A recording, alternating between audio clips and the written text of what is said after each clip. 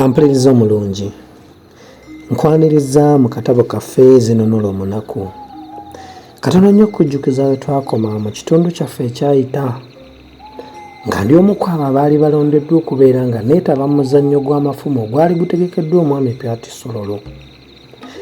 Mu kutya okw'amaanyi n'okweraliikirira bye nnalimu, nabeera nga mpitako ewa Muyodi, eno gye nabeera nga ngumizibwa era gye nali ow'okusimbula n'emikolo eyali ow'okumperekera tubeere nga twolekera omuzannyo gye gunaabeera.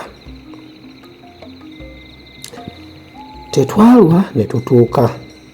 Twasanga omuzannyo gwakaanya naye ng'abantu abali awo bakirako abaali ku y'amajanja.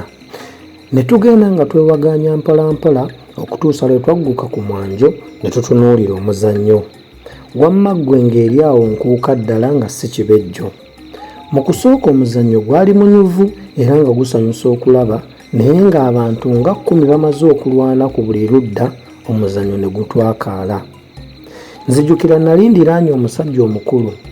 Bwe baakowoola essajja eggogoofu embulakalevu okujja okuzannya, omusajja nassa ekikkoowe era n'agamba nti, kaakano omuzannyo gukomye, tusigadde kutunuulira ttambiro.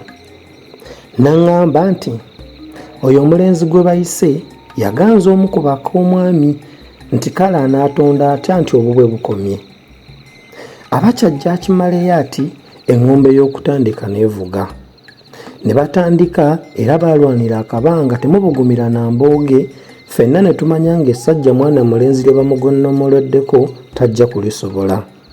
Ye nno nga ssajja liri busajja, anti nga lirangadde ng'omuvule ate nga lirabika nga limaze okumugazaagaza okumala akaseera, ne limusindikira effumu limu ne liyita mu kkundi ly'engabo ye ne limukwata mu kifuba n'agwa eri bugazi n'afuuwa omusaayi.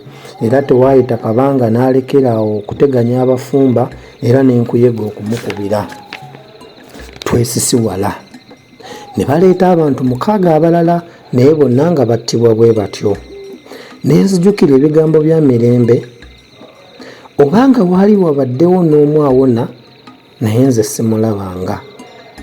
Mba nkyalowooza ku ebyo ne mpulira ng'omuntu abadde aloota n'asisimuka mu tulo ng'omwami ayita nti, kiri mutu, ko ye, wampa sebo, ko omwami, mulenzi waliwo atulage nga bw'amanyi amafumu. Omwami kwe kubwatuka nti, kiri mutu owulira oba towulira? Mulenzi ogwo njagala ajje wano nkooye okuwulira ssebo oba akubuze gwe oba ogenyigiramu. Mu kasiriikiriro nga buli omu atunula ku munne, ne kiri mutu ssebo wange ng'asigadde kubundabunda tamanyi kyanaakola, ne neesowolayo nga nkutte amafumu gange 2, eddene n'ettono, era nga n'emikola nva emabega ankwatidde engabo zange 2 era ennene n'entono. Nali neesibye kaliba kubanga mu biro ebyo endoda ne kabiri byali tebinnayita nnyo. Bwe neesimba mu ttambiro ng'eddwaniro bwe lyali lifuuse, abantu bonna ne basamaalirira olw'obutono bwange nga balowooza nti ndi muto nnyo. Abamu ne bagamba nti, leero nnaako kasempala kakimye eki, kagenze kwekongola obojja ku ssajja liri. Kubanga essajja bwe lyesowolayo nga nno kibano ddala eddene libyagi, emifumbi nga gimukirako egy'omuvubi era ng'emitaafu yenna bwe gimwesibye giti mu maaso. Mu kutya kwange nalowooza ddala nga ye yali asinga banne obunene, okumanya amafumu era n'amaanyi, so nno ndowooza banne yali tabasinga nnyo mu byonna, naye anti baalugera dda nti engabo gy'otokutteemu. Bwe yantunuulira nanneenyinyimbwa nankimba era ne mmanya ng'eyange eweddeko. Gye nnali ntonseza amaaso mu nnyanja y'abantu gye gaagwira ku ga Mirembe n'emmeeya nga gabayitamu, eyo ne ngajjayo ng'amaziga gaabwe gajja kuntekemula.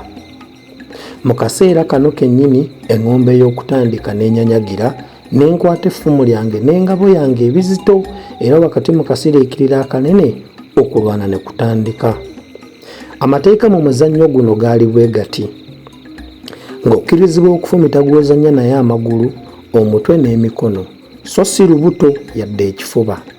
Ekyennaku omwami bwe yalaba nga gw'ayagala batte ng'alagira gwe banaazannya naye mu kyama amufumite wonna w'ayagala amutte. Bwe kityo amateeka gaali gafuuse kirindizo era nga gagongobadde. Mu lukontano olwaggulawo omuzannyo wakati wa Fembi nze essajja liri Mbego nga bwe lyayitibwanga saalikombya ku ffumu n'omulundi wadde guti ogumu, naye ero lyanfumita emirundi 3 ku mukono ogwa ddyo gwe nali nnwanyisa, kubanga Muyodi yali ampadde amagezi nti nga ggwe bwe gwali omunafunafu gw'osooka okulwanyisa. Ekkondere bwe lyavuga erituweezaamu, Mikolo n'ajja n'ankuutira neegendereze nnyo essajja, si kulwa nga liteekamu ey'omu mpiki Buteba. Tetwalwa, eŋŋombe n'evuga ne tuddiŋŋana.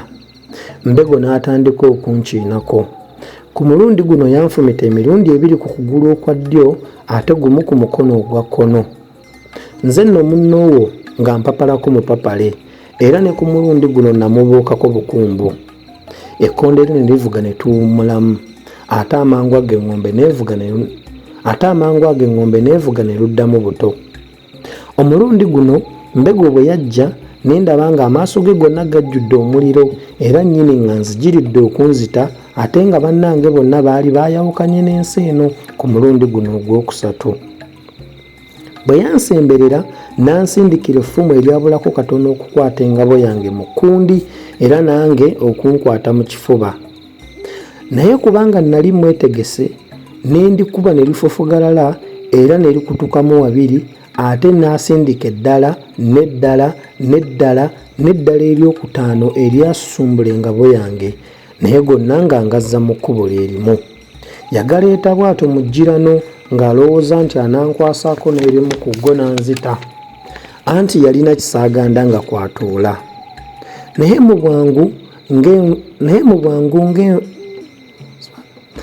bwangu ng'envuumulo emukwatira ensawo ng'atoola, nange n'ensindika eryange ne limukongojjola omukono ogwa kkono, n'ensindika ogwokubiri ne mukwasa entumbwe ne ligiwoozaako n'ekifi ky'ennyama.